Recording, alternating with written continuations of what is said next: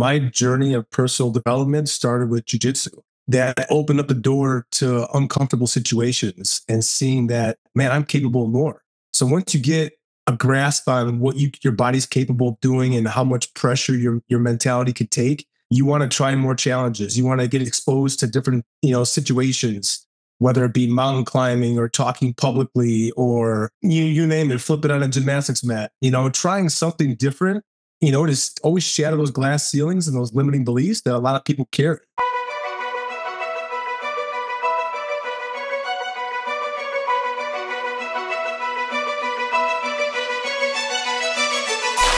My brother, Matt Ortiz, I've been meaning to ask you to do this for a long time. So thank you for taking the time. And I can't wait for this conversation because you're someone that I really do admire on so many levels. That's gratitude, man. I appreciate that, Lawrence. Likewise, same to you. Well, Matt, can we all your travels and stuff like that is inspirational, man. Running marathons in every continent is pretty cool. Oh, thank you, brother. For people that don't know you, can you give maybe just a little bit of background about what you are, what you're about and a bit of your background, bit of your story? Sure. So first and foremost, I'm a father of 6. I'm a husband. I'm an entrepreneur. I have a construction company since 2007. I also have a property management group where we acquire properties for rentals. We buy them, flip them.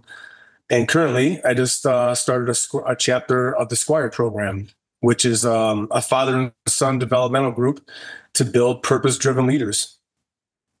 God, I absolutely love that. And we were just talking off there, and I'd love to kind of start with this.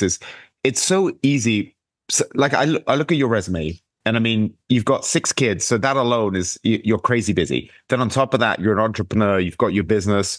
And I know you're really, you're a stud Jiu-Jitsu Black Belt. I know physical fitness is a big part of your life, which takes time and energy. So with all that going on, it will be so easy for you to be like, listen, I've got all the boxes ticked. I'm good. But for then you to have this Squire program and you're mentoring other fathers to develop good relationships with their sons, you're kind of giving a rites of passage to these young men. I think it's so necessary in today's day and age with so many people struggling for purpose. So I give you so much credit for that. But I guess, where did that come from? How did you decide with all the other stuff you've got going on saying, I want to give back and I want to help the next generation? Because that for me is one of the biggest things that I look up to for.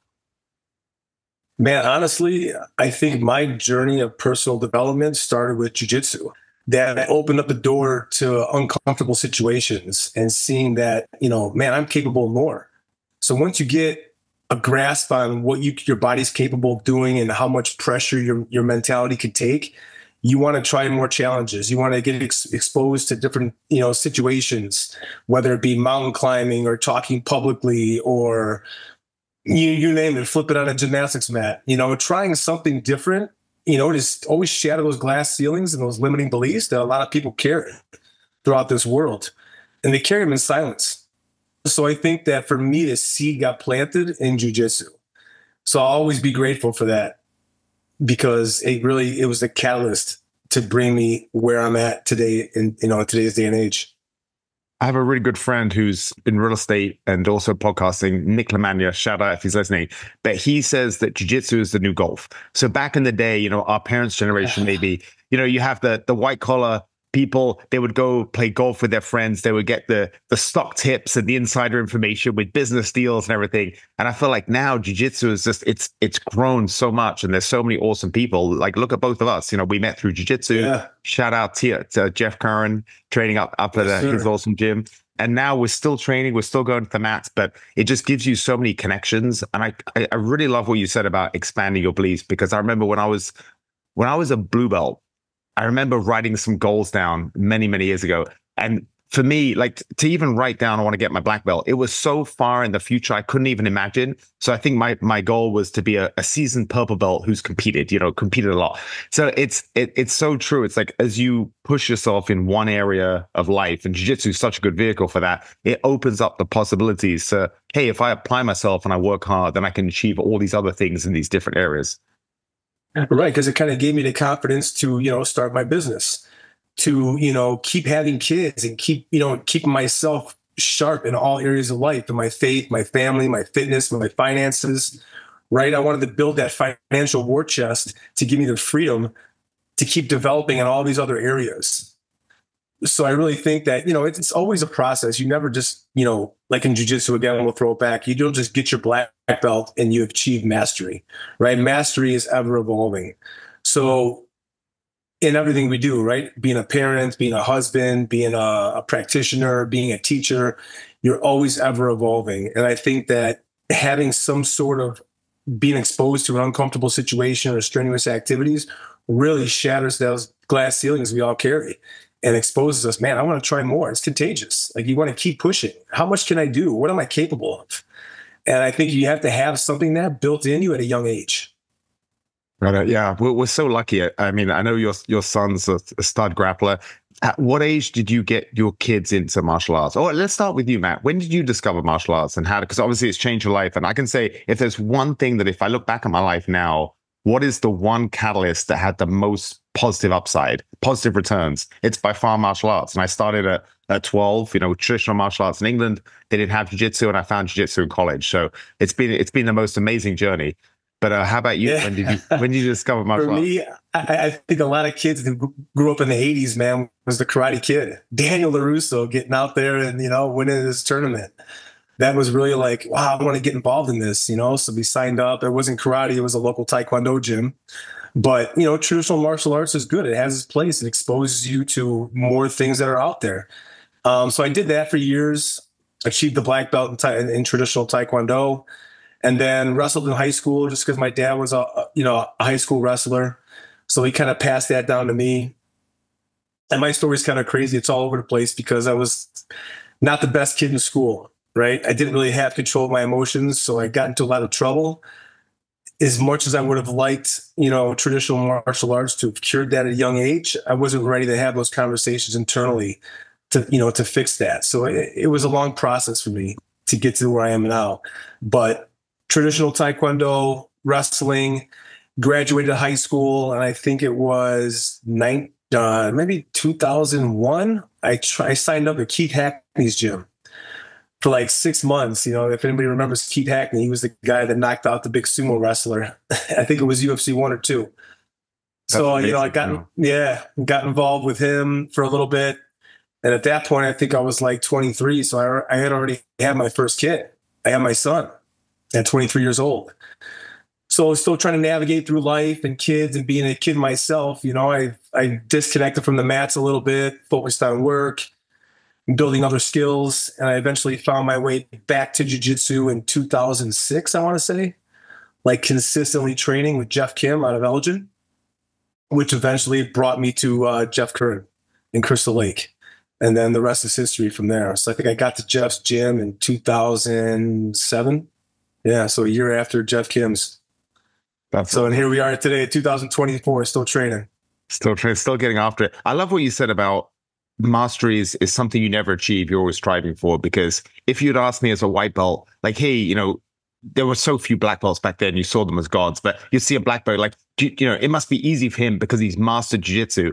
And I'll never forget when I was a new black belt and I was covering a class and there was a bunch of, I think I rolled like 6 or 7 matches, all with blue belts. And whether I caught them a bunch of times with submissions or I didn't, they were all just tough guys, ex-wrestlers, young, strong guys. And I remember finishing being like, man, I'm beat, that was a hard, whatever it was, 6, 7 rounds. And I'm like, I'm a black belt. These are blue belts. This should be easy. And it's not. And it was kind of depressing, but it's a really good reminder for life. And I think that's what's so good for jiu-jitsu is it gives us humility that you've never got there. And you shouldn't, so many people think they're in a shit situation, Matt, with life. And they think, well, if I can just put my head down and be miserable for the next 20 years, then I can retire and be happy. And it's such a, you're never going to get to a place where you have no problems and you're just going to be happy. That's not happiness. Humans evolve to naturally be improving. So we tend to be happiest when we're improving at something, when we're passionate about something. And I think so jiu-jitsu gives you that realization at an early age, like there's no finish line. Right. There's no finish line, and there's always somebody you can learn something from, right? They always say, check your ego at the door when you first come into the gym. And as a black belt, you can learn something from a white belt. I mean, to this day, there's still things that I learned from white belts, whether it be an awkward position they didn't know they did. And I'm like, well, how'd you do that? And I'll actually have a conversation with them about it. And now it gets their wheels turning because they're paying attention. How did I do that? So it's kind of like, it's the laboratory where you're figuring stuff out. So you never know everything. You always got to be a sponge and just keep learning, man. It never ends. Mm. And So that take me back. So it's so interesting for me. So I had my son at 41 and you had your son at 23. When I think back to my, like you said you were still a kid too. When I think back to myself at 23, man, it was so long ago. I feel like I was a completely different person, and I can't imagine being a parent then. So I'm sure, obviously, in many ways, you had to grow up and learn responsibility. But take me back there. Do you remember what it was like? Like, did you feel overwhelmed? Were you inspired? Were you depressed because you had to focus on like, oh, now I've got to provide for my family. I can't do the things I want to do. Like, what was that like? I'm just so curious. Man, for me, I kind of had all the emotions, but because what I was lacking as a kid on my side, my parents did the best they could for me. I didn't have, the mentors that, I am to my son today. So like, I always told myself, and maybe it was implanted in me subconsciously, I don't know, but I always wanted kids and I always wanted to give them what I didn't have. So I attribute a lot of my success to my shortfalls being raised as a young man and doing the complete opposite. I always wanted more. And I told myself, man, at 23, I had a kid. I'm going to take responsibility for it. I wasn't married at the time, but I'm going to give my son everything that I never had. I'm going to right my wrongs. And he was my driving force, man, to be honest. My son was my driving force to just keep pushing forward because at the time I had just got into the construction field, being a carpenter. And, you're making incoming scale with that at the time. Who knows? It was probably like 17, 18 bucks an hour. And, it's a struggle, man. You're living check to check. You're trying to figure things out. You have a kid. All your friends don't have kids. They're going out and having a good time. And I'm over here looking at my bank account like, man, I can't afford it. If I do go out, like, I won't be able to buy formula or diapers. So it really puts things in perspective, and there's two roads to that. You can either like succumb to the pressures of everybody going out and wanting to have a good time, or you can just look deep inside yourself and say, you know what, it's time to step up. It's time to create. And I wasn't going to let him down the way I was let down. Yeah, I couldn't agree more, Matt, with the idea of kids being a motivational force, because before I was a parent, I had this very negative view that life stops when you become a father. So I've got to do all the fun things now because when I'm a dad, life won't be fun anymore. And it was a lot of subtle imprinting from my friends when they would see me doing cool stuff. They'd say things like, "Oh, enjoy doing that now, because when you have kids, you won't be able to do it." And it was just this very negative message. And then I remember when I became a dad, I went for a long run, and I remember running as a lakefront in Chicago, and I was thinking, why? Like, why just because I'm a parent now does life have to stop? Like, if anything, I felt more inspired. Like, no, I really want to maximize my potential now for him. Like, I've got the idea of legacy and I want to show him through my actions, not from what I say. I want him to see me doing things. So it's given me so much inspiration and pleasure. And I wish someone had told me that, because I feel like for the longest time, especially in my 30s, when I was thinking about, one day I'm having a family, I always saw it as such a negative thing. So I really love the fact you said that your family has given you that inspiration. Yeah, driving force, man. And it's hard because society and friends and in different environments. At the time, like, I didn't have personal development or personal growth. I didn't know about editing and deleting friendships, or if an environment's toxic, like, you got to change it and take an action. Like, I was kind of like he was my driving force, and I just knew I wanted to get to the top, and I was going to do whatever it took to do that. I mean, there was times where I'd work 80 hours a week. And there was times where I would work 40 hours a week in the union, and then I would be doing side jobs for guys who were actually buying properties and flipping them. And I'm thinking to myself, man, he's doing that. I can do that. Yeah. So within like 5 years, let's see, I got into the union in 99. And in 2005, I left the union and started my own construction company. That's amazing. Yeah. So I wasn't scared, man. I was a survivor. I went through a lot as a kid, and I don't know, maybe it was just like destiny. Well, Matt, if you now could talk to yourself at 23 when you became a first-time dad, what would you tell yourself? Control your emotions.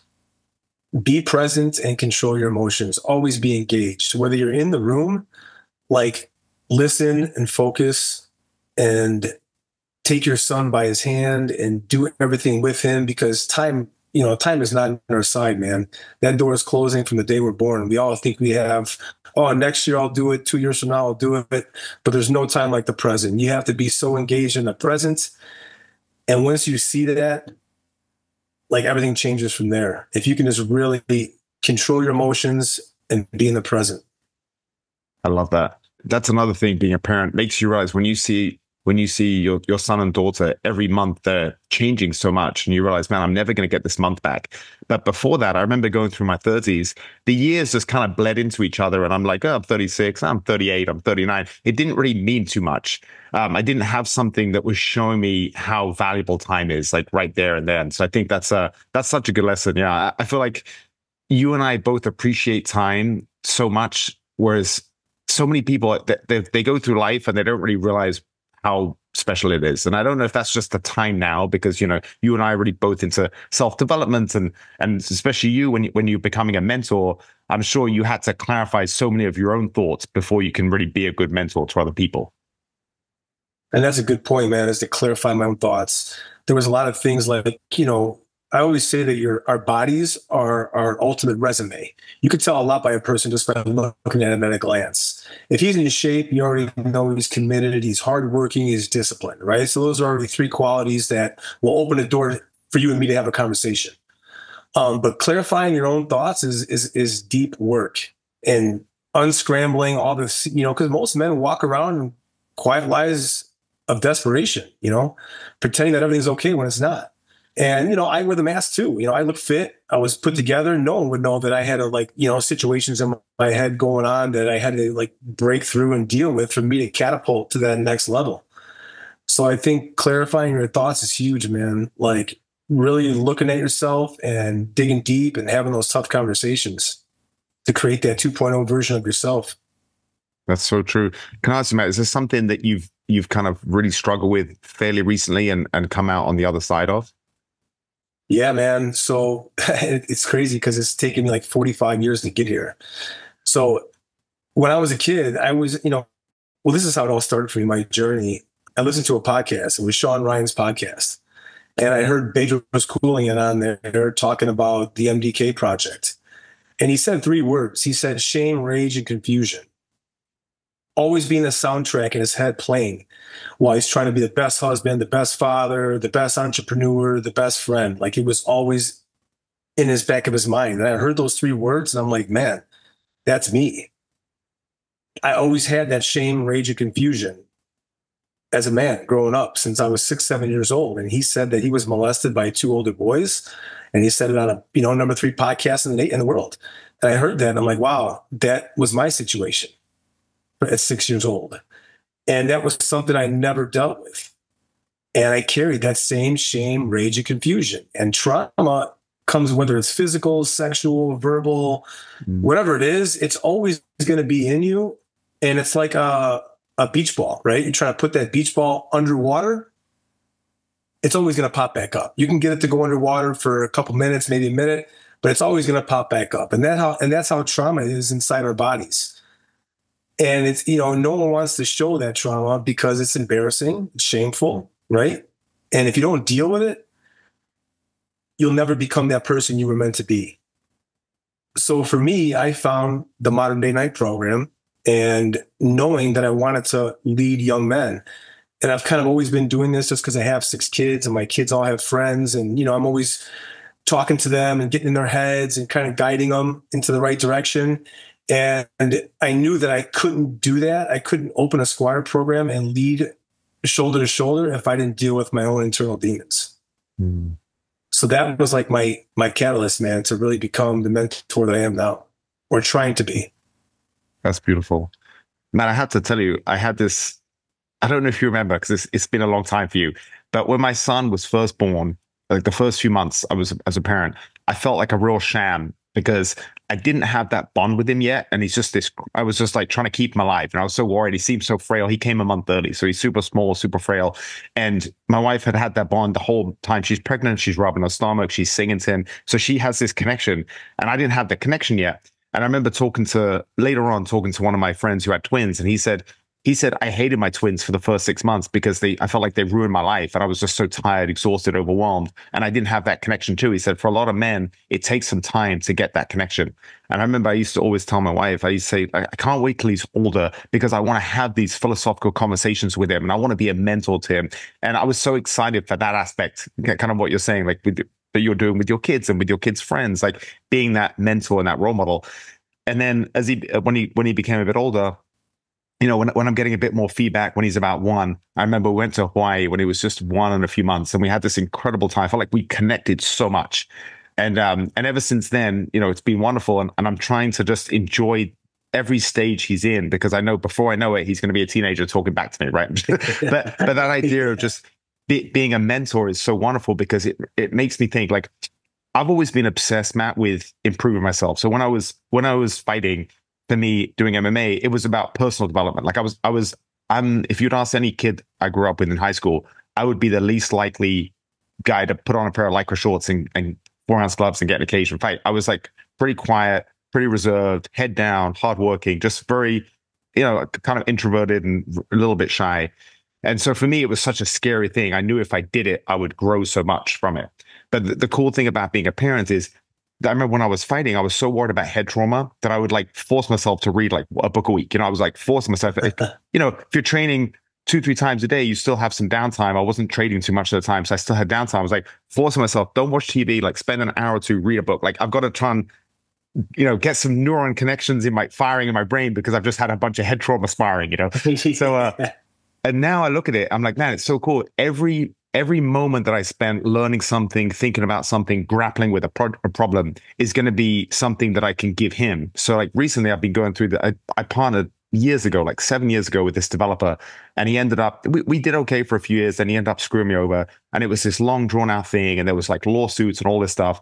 And it was such a, as soon as you get in lawsuits, I don't know if you've been in some, but they drag on forever. The only one that does well is the attorneys. At some point, I'm just like, I just want to watch, like, okay, I've lost money. He ripped me off. It's okay. Like it's part of life. I just want to move on. But the lawsuits drag on, and it's just a nightmare. And I remember it was really getting me down. And I had the thought, Matt, I was like, man, if I went through life and I just didn't have any problems, how am I going to give my son advice when he's 20 and he gets screwed over by a business partner, or he does a project that starts a business that goes under? He encounters challenges. And I thought it's such a cool refrain for us that it's basically anything that we learn through like real hard times, that wisdom, it's such a gift, because we can just pass it on to the next generation. So I think that's so amazing what you did, like when you went through and you analyze your rage and your suffering from when you were young, and then it gives you this wisdom that you can now pass on. It's such a beautiful reframe for us to look at problems in a positive light. It's changed everything for my happiness levels. Yeah, especially for a young man who's hiding something deep down that he's scared to talk about. And we see a lot of that in the Squire program, just kids that don't feel comfortable talking about issues, whatever it may be. And we give them that strong position of a man with a strong stature being vulnerable.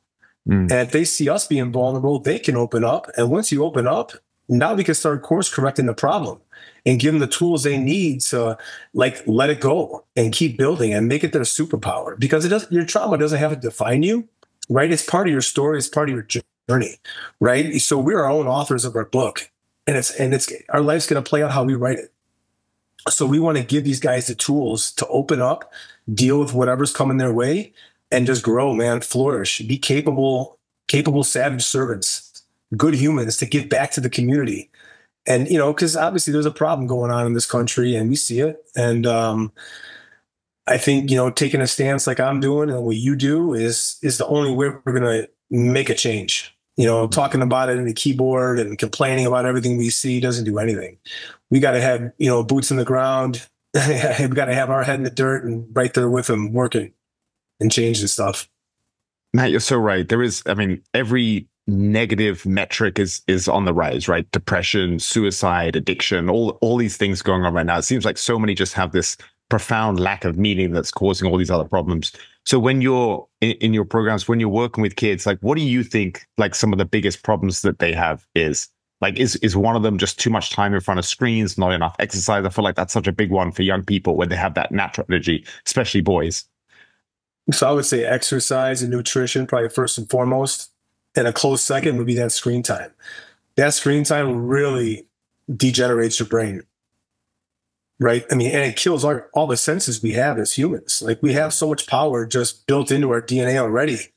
Like, just being outside in nature, I think really enhances your sight, your smell, your senses, your situational awareness, where you're walking, what you're doing. If you're always inside staring at a screen, you're losing all that.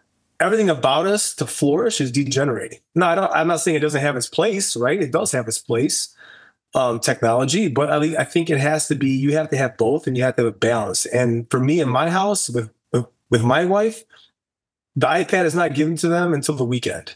And if you want the iPad for 20 minutes, you got to read for 20 minutes, right?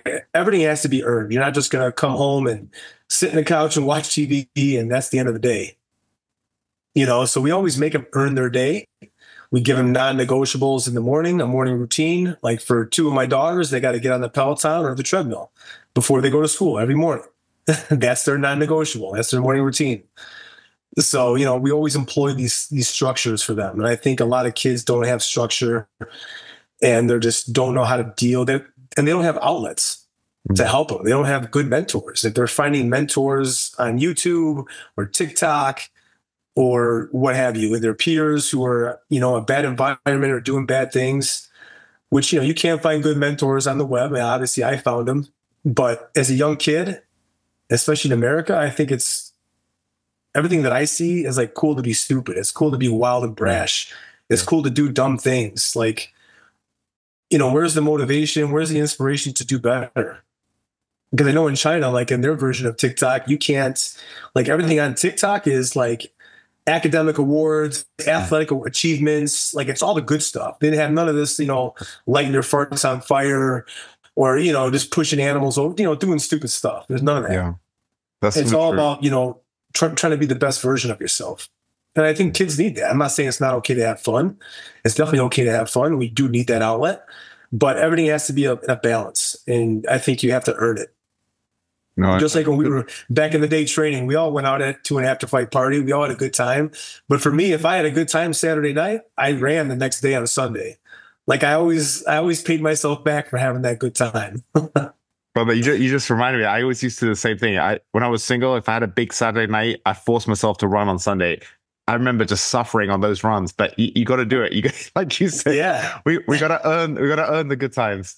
So one thing that I've been thinking a lot about, Matt, is you mentioned that you didn't have the easiest childhood, but I feel like it formed you. And I know Joe Rogan talks a lot about this, where he says all the people he likes had really messed up youths. And it's like, and that's one of the things we see. There's some statistic where there's so many first generation millionaires in America and so few second generation, because if the parents tend to be very well financially, for whatever reason, the kids don't seem to have the motivation, or they're spoiled when they're young, or whatever it is. So many people, and I look at my own life, like so many developers that are self-made entrepreneurs and millionaires that I look up to, they came from incredibly humble beginnings. One of the most successful people I work with, his dad was a janitor from Eastern Europe. He came over, didn't speak English, and then he grew up. He was on the job sites at 11, 12 years old. He ended up going to college and putting himself through college, but he was like just very, very different upbringing to how he's raising his kids now. And he says his biggest struggle is, he's very successful. He can take his kids on vacation every month, but he's like, no, I don't want to do that because I don't want them to be spoiled. I want them to see that you have to work hard for things. So I know with your kids, like you said, you make them earn things, which I think is so important. But I know all your kids are involved in combat sports. I feel like that's, if you're successful and you don't have natural hardships in your life, then combat sports or martial arts, they're such a good vehicle for our kids just to give them self-imposed hardships, but in a safe environment. Right. Absolutely, man. And that was the thing, is like, how do we hide the house? How do we hide the cars? How do we hide the nice clothes, the affluent area we live in? We can't keep saying we're broke anymore. We don't have the money, right? So the kids see it. So I think for me, and like you said, it was combat sports. It was physical activities. Whether it was we're at the house spreading mulch, there's 8 of us. Let's all get a shovel. We're going to have, 20 yards of mulch delivered, and we're all going to work together as a team and get it spread. We're all going to do everything together. It's not just going to be mom cleans everything and picks up after you. If you see something on the floor, you pick it up. If something's not in position, clean it. Like, take care of it. Everybody works as a unit. So we really try to employ, teamwork and unity. And this is everybody's house. This is not just mom and dad's house. Right? We all have to pitch in and help here. So, and we hold them accountable, man. We have a high standard of expectations, and we will not break on that. So, even like I remember a time my daughter, when I first started putting her on the treadmill, she didn't want to, it was hard. Who wants to run on a treadmill at, 12 years old? She starts running. I think she's at like a 9 pace. And I'm like, all right, she's doing pretty good. Start bumping it up on her. And she's like starting to like cry. Her stomach is, cramping, getting that pain that we've all experienced before. And I said, listen, baby girl, it's okay. Like, what would you do if someone was chasing you right now and you had to run for your life? Like, that pain is temporary. Let's push through it. So we bumped it up a little more. She listened. She kept pushing through. So that was her first mile. And eventually, the time got faster and the miles got longer. So, she had a limiting belief. But if I wasn't there to coach her through that, she would have never got on the treadmill. And as soon as she felt the cramp in her side, she would have stopped. Right? So employing hardships like that, that was a good moment for her at 12 years old to shatter that limiting belief. Yeah. So you mentioned that a few times, Matt. It's so true. That limiting belief. I remember for the longest time, I would never, like I just published a book on real estate investing. For the longest time, I'd always said to myself, well, who am I to write a book on real estate investing? And the only reason I wrote it is because I had so many clients that would come to me and say, hey, is there a good book you can recommend kind of on the basis of real estate investing? And there really wasn't one. I read a lot of books that kind of touched on it, or they talked about it, but maybe 20 years ago, it was kind of out of date. And so, and I remember seeing people that I knew in the business, and I knew they barely had any business. They barely did any business. They didn't know too much. And I would see them doing these seminars, like investment multifamily seminars. And I'm like, I know you, and I know you don't know very much. And yet you're doing a seminar.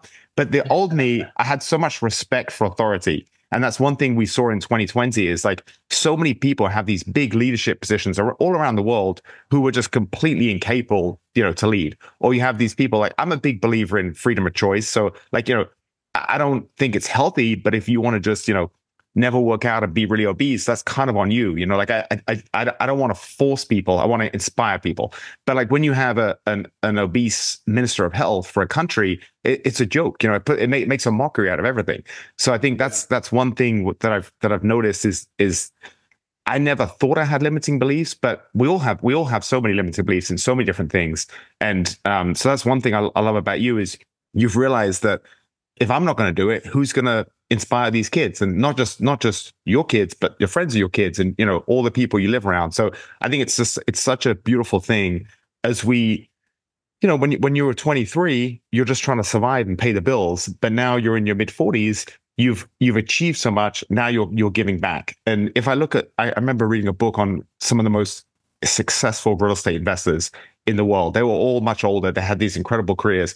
And the arc of their life, almost every single one of them was the same. It was like yours. When they were young, they were focused on themselves. Then they would achieve a certain amount of success. And then the end of their life, the last decades, was all about mentoring, inspiring, giving back, doing all these incredible works. But and that's the ideal of the life cycle, right? It's like if someone's listening to this and they're in their mid-20s and they're broke, like they should just be focusing on themselves. Get yourself in a good position, provide for your family. But then once you've achieved success, then it's time to give back. And I think that's such a beautiful arc of life, and you're proof of it. I appreciate that, Lawrence. I really do, man. I think like, as a parent, listen, from the time a kid's from like 1 to 6, 7 years old, he needs his mom. Like the boy always wants to go to his mom. The dad's present in the household, but the mom's going to take the young boy, to a certain stage. But then after that, the father has to step in and take him to manhood.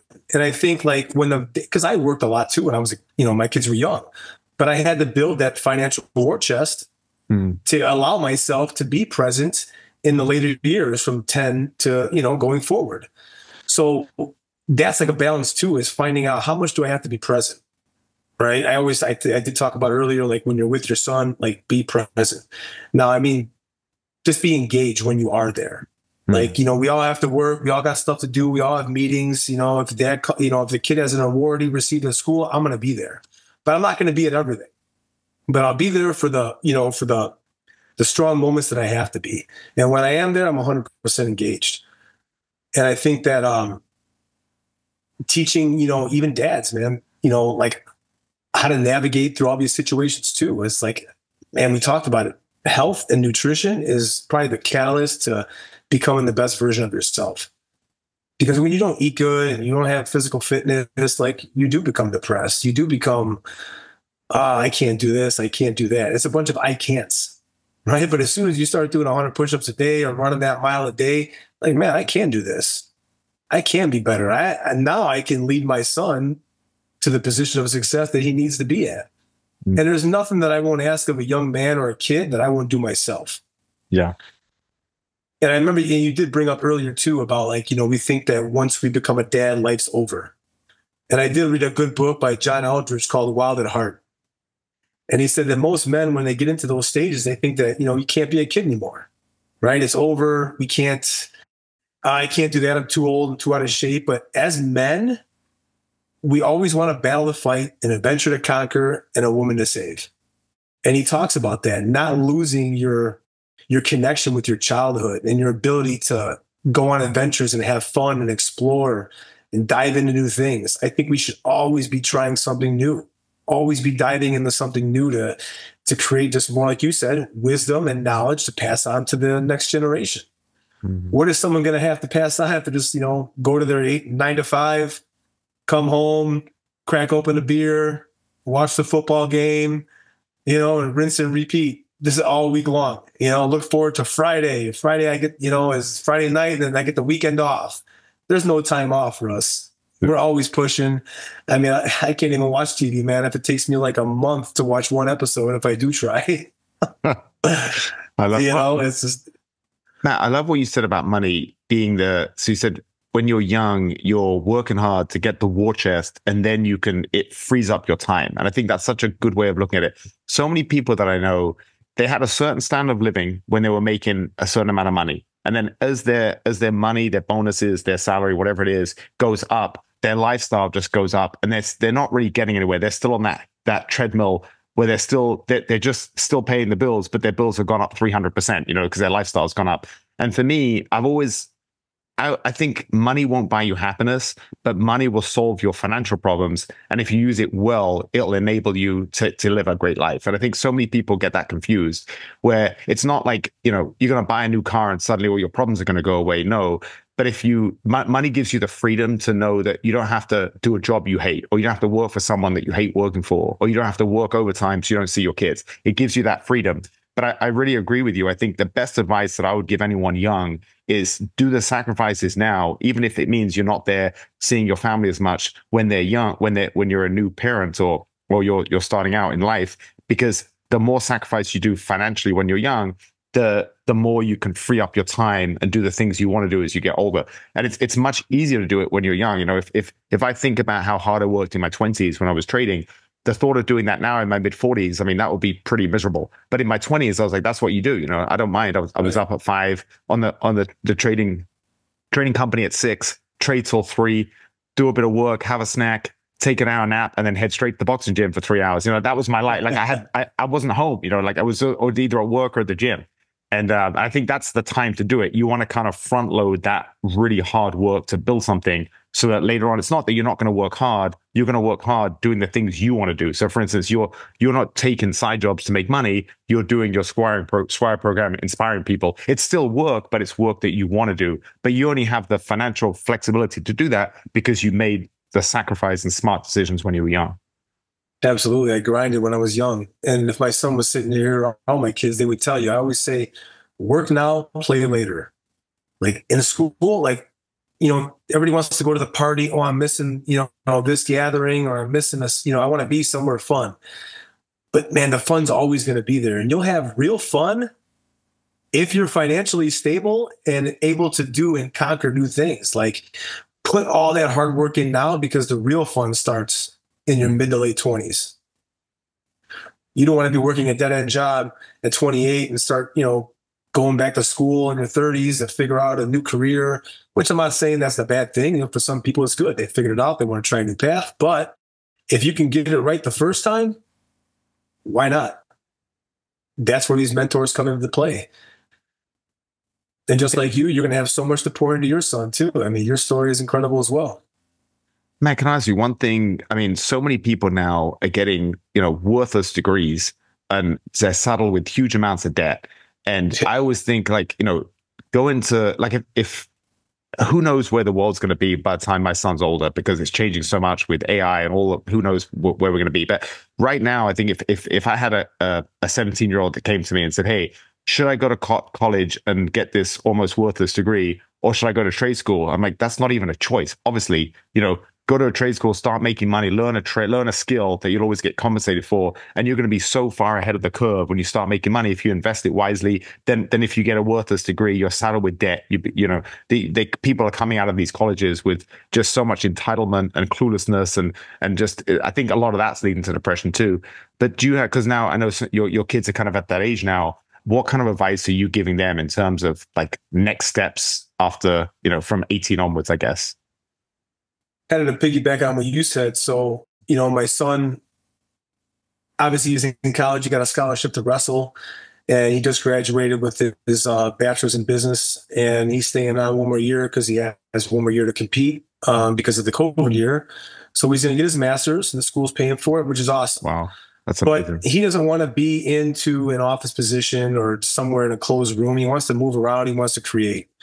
So we'll either go the sales route, or we'll get into the trades. But I said, a trade is not a bad thing. Go there, because I did it. Work hard, learn the craft, and start showing business. Yeah. Anybody that I tell to get into the trades, I'm always telling them to learn the craft, master it, and start showing company. Because there's a shortage of these guys out there. The average age of a carpenter right now is 55 years old. Mm-hmm. So that's just getting worse and worse. No one's coming up in the pipeline. So there's a huge untapped market for kids to get out there and be up and coming entrepreneurs, whether it's sales, whether it's construction. I'm always pushing to be your own boss. Yeah. You know, my daughter, she just graduated from college too. She graduated from DePaul, and she's already interviewing for medical sales positions. So she'll be able to, you know, get her boots in the ground, create her own schedule, hopefully make a lot of money, and have the mentorship and how to invest that money. So in 10 years from now, you don't have to work as hard. You're going to have other vehicles that are paying you, and you're just sitting at home. So I think, yeah, just pushing people to become their own boss, be entrepreneurs, and have an imagination, man. Be creative. I think if you don't have an imagination, I mean, you can start a business, lose, start another business, lose. But if you have an imagination, you can always come back from that. Mm-hmm. But if you don't, like, how are you going to come up with the next cool idea? And I think that really not staring at a screen. I think your imagination is going to come more time you spend in nature and doing cool things outside. I think that's where the imagination comes from, the inspiration, at least in my opinion. That was one of Albert Einstein's quotes. He said, imagination is more important than knowledge. And it's so true, because any big, you know, entrepreneurial idea or breakthrough in science or whatever it is, it tends to come from looking outside the box, having a different way of thinking. And I heard this beautiful thing the other day, Matt. So my son's in the bath, and he's got these little, you know, he's 3.5, so he's a baby. He's got these little magnets that build a road. And, you know, you and I would build a road, a regular road where it's connecting. His road is like zigzagging to the sky. And I remember seeing it, and my natural thing is to be like, no, that's not how road works. And then I remember reading something where it said, society naturally is going to conform your kids. So as a parent, you want to try and keep their creativity and their youthful spirit and their ability to dream as long as you can, because you don't have to show him how the world works. The world is going to show him that very quickly. And I thought that was so beautiful. It's kind of what you said, like trying to keep that entrepreneurial spirit and have them think outside the box. I think that's just so beautiful, because the world's always going to kind of try and get you to conform. So we don't have to, as parents, try and get our kids to conform. They're naturally, society's going to do that. And I think so many people there's one of my favorite quotes is, it's no measure of health to be well adjusted to a profoundly sick society. And I think that's so true, right? So many people, like the average of the Western society is not something to aspire to, unfortunately. So we want to tell our kids to think big and be great and think outside the box, not hey, don't be like everyone else. Like you said, do your 9 to 5, get home, sit on the sofa, have a beer, you know, like try to dream big and think outside the box. Yeah, there's nothing wrong with that. And I think, you know, when you don't have an imagination is when fear sets in, right? And what's fear? Fear is like an irrational thought process because of lack of preparation and experience, right? So I think, you know, getting out there and experiencing more, you're going to lose that fear. Fear keeps everybody in a bubble. Yeah, and especially for kids. Yeah, oh, it's the unknown. Do I want to go into that forest? Do I want to go into that rockscape and jump off and cliff dive into the water? You know, like so much exhilaration comes from doing cool things, and the dopamine levels rise, and just all the electrons in our body start moving, and things create naturally if you expose yourself to the elements. Matt, can I ask you, what are some of the things that you fear right now? Oh man, I want to say that because I have a strong faith, I don't fear anything, right? Because I believe in God. But if I do have to pick something, it's where society's driving our young men. What these young men see on the TV, demasculating them, making them more feminine. I think that's my biggest fear, because I'm a masculine man, but I'm also a chivalrous man. Like, yes, I care about a woman. Like, I'll hold the door open. I'll hold her hand. I'll walk with her on the right side of the street. Like, I'm always trying to help. Even I'll hold the door open for a guy too. It doesn't matter. Like, I'll have a code to live by. And I think everybody's becoming so self-entitled, instant gratification, soft, that's my biggest fear. And that's why I started the Squire Program, so I can get involved in course correcting that. That's beautiful, Matt. I couldn't agree more. I think the trying to say that there's no differences between the sex is just so ridiculous. That biologically we evolved for very different purposes, and the union of a man and woman, it's like complementary strengths. And one of the things I love about my wife is that she really prizes that. And I couldn't agree more. The idea of being that the manly man being demonized is like that's not really helping anybody. So I really do love that. And I think the idea of just what you said earlier, you said something about when you see someone in shape, it says these things. It says he's got discipline. It says he sacrifices. It says he every day. And I don't know if you feel like this, but there's so many days where, I've got that inner laziness. I don't want to do anything, but I know it just has to get done, and I get it done. And then I feel so much better after. I think that's such a good lesson for life. But it definitely doesn't get easier. I don't know about you, but all the aches and pains that I have in my mid-40s after three decades of combat sports, I'm feeling it.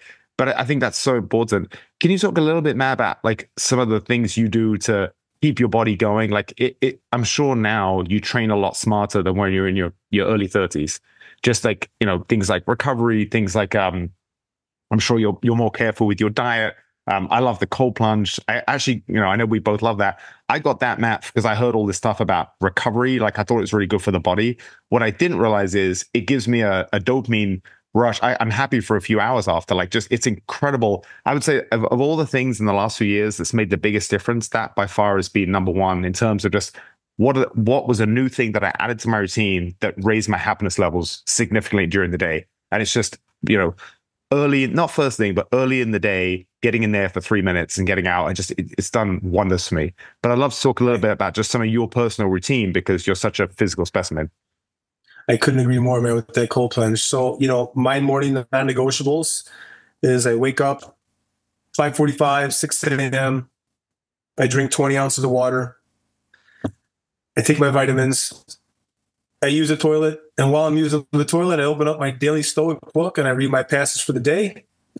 And then I'll, get down and I'll walk to my garage to that cold plunge, which I hate doing every morning. It never gets easier. It's always like, oh man, not today. But you still do it, right?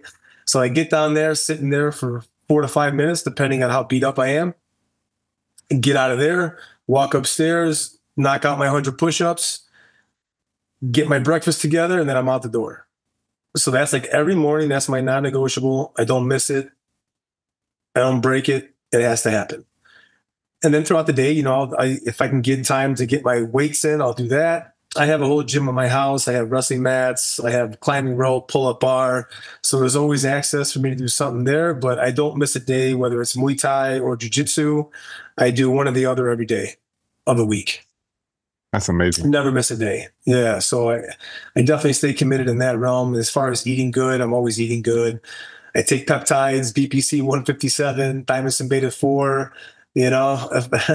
do whatever I can to anti-age, man.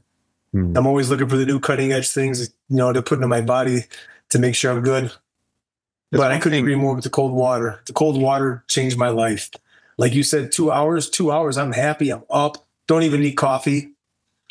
That was a big thing. So that was the number one thing that I saw a big change in was the cold plunge. There's something you said. I'm so glad you said it too, because you're a beast, and it's so easy for people to look at guys like you and like, God, it's easy for Matt. Look at him; he's a specimen. He just gets in the cold plunge. It's easy for him, and it's not, and it's exactly the same for me. That every day I'm like, maybe I'll just skip today. And I don't think I've missed a day since if I'm in town in my house, I haven't missed a day. Sometimes for whatever reason, my morning gets away from me and it's 9 o'clock at night. And I'm like, well, I got to get in there because I want to every day. I want to keep that chain going, but it's that idea of doing things you don't want to do. And it's just, I think it's so important. And I'll give you the real estate version. There's a lot of times where I have to make very uncomfortable calls where it's, I'm trying to keep deals together and it's I've got to give bad news to another party or whatever it is. And it's like, they're not the most pleasant calls. And you always try and do those early on in the day because it's just, then it makes it easier. Do the things you don't want to do, whether it's the uncomfortable calls, the uncomfortable conversations, the cold plunge, the workouts, like get it done. And then you've earned the day. And just by living like that, you're so much happier. It's been incredible. Because when I was young, I remember I was a really big procrastinator. And, when you have to do something and you just procrastinate, it ruins the day. So I just love that idea of doing the things you don't want to do early on, and then you've earned the day. I think that one thing that helped me too, Lawrence, is gratitude, man. And I set 3 alarms on my phone to go off throughout the day, just to show gratitude for what I do have, and to whoever has helped me out, or whoever I'm in contact with that I appreciate.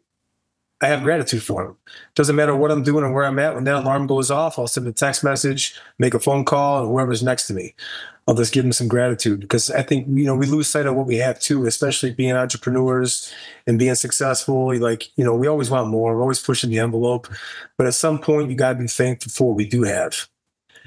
And I think it's easy to lose sight of that. So I just think throwing thanks, whether it's inside your own head or to others, really helps too, man. Is just having gratitude. Well, I'm so glad you said that, Matt, because when I look back at my life, for the longest time, it was always about what's next. And it was only the last maybe year or two where I've taken a kind of pause and taken a step back and being like, man, all of us entrepreneurs, fathers, businessmen, whoever's listening to this, it doesn't matter who you are, Elon Musk, we all have problems. But my old self would love to have the problems that I have today rather than the problems that I had 10 years ago. And I think having gratitude is just, there's things you can do to be successful, and then there's things you can do to be happy. And there's nothing that you can do that's better for your happiness levels than have gratitude. I'm so glad you said that. That's something I've really been working on too. It's just pausing, and instead of looking forward, like what's next, what I have to do, what I want to do, just pausing and being like, man, I'm so grateful for what I have, because like you said, time is going. And I had this, I'm not a neat freak, but I'm pretty neat. Like I don't like chaos, and I was tripping over kids' toys and dog toys on the floor. And I'm just like, I was getting kind of grumpy or something about it. And then I remember thinking, I heard this guy say, when your kids have left home, he's an older guy. He said, when your kids have left, you're going to miss tripping over their toys and picking up after them. And it changed everything for me, just that little bit of gratitude. So now every time there's chaos and my son destroys something, I'm always like, man, I always think, I know I'm going to my future self is going to miss this. And I have gratitude for having him like right now. Like I can just grab him, pick him up. He's so small. He's still my little boy. And that gratitude has changed everything. So I'm so glad you said that, because so many people, like there's a big difference. But like when I was young, I never thought about it. I was just like, I want to be successful. But in the back of my head, I was thinking, if I'm successful, then I'll be happy. But if you don't have gratitude, you can have all the success in the world and you'll be miserable. And we all know people like that. They have all these, they might have a beautiful family. They might have, all these zeros in their bank account, but they're not happy. They don't have gratitude for what they have.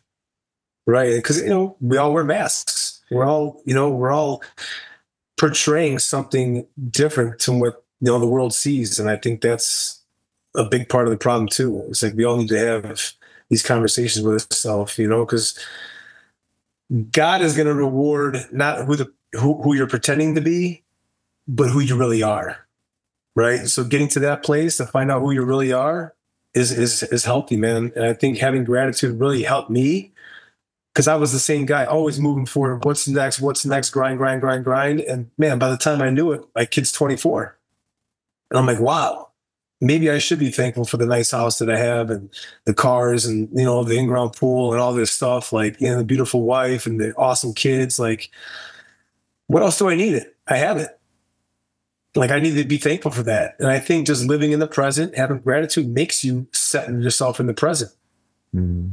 I'm not sure I'm not sure if you're familiar with Nabil Ravikant. He was like an early crypto investor, and he's like a Silicon Valley entrepreneur. And he had this lovely saying. He said, a healthy body, a calm mind, and a loving family, these things cannot be bought. And you have all three.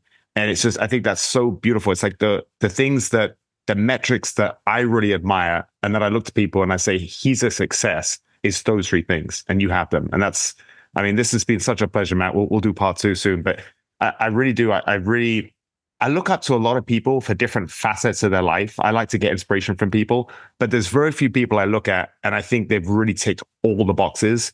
And I would put you in that select few. And that's why I'm just so thankful that you've got your program where you're mentoring kids. And I'll put links to this. People can find out more. But it's so awesome that this is the arc of the ideal life. Is you work on yourself and then you get to a stage where you're giving back. And you're that guy, Matt. I really do. I mean it, brother. I admire you a lot. And I'm glad there's people like you out there. And it's just, I love following your journey. I love seeing you with all these big time mentors. And it's really, really cool to see. Well, I appreciate that, man. That's humbling, man. And that means a lot to me because I look at you the same way, like you're an inspiration to me too, seeing stuff that you do. And, it's good to have because your network is your net worth, right? And I want to be in the ecosystem that produces quality and just good humans. That's really what I want. I want everybody to be the 2.0 version of themselves. And if I can help facilitate in any way, shape, or form, man, I want to do it. It's my passion. I think I really found, going through the MDK project, I found my passion and my destiny, man. That's to help young men grow to become capable leaders that we need in society. So if I can touch 2 people out of 20 in a class, I did my job. Yeah. That idea, Matt, that's beautiful. Like, it takes some time in our life, but eventually we do find our path. And like you said, this is your destiny. And I know it's going to be awesome having a front row seat, seeing all the great things you're going to do in the coming years, brother. Thank you, brother. I appreciate that a lot, man. I appreciate you having me on and let me tell a little bit of my story. And hopefully it helps other young men out there or even men. And, look forward to part 2. And hopefully we got a couple classes under our belt by then. And we can talk about the changes we made in that program. I can't wait, brother.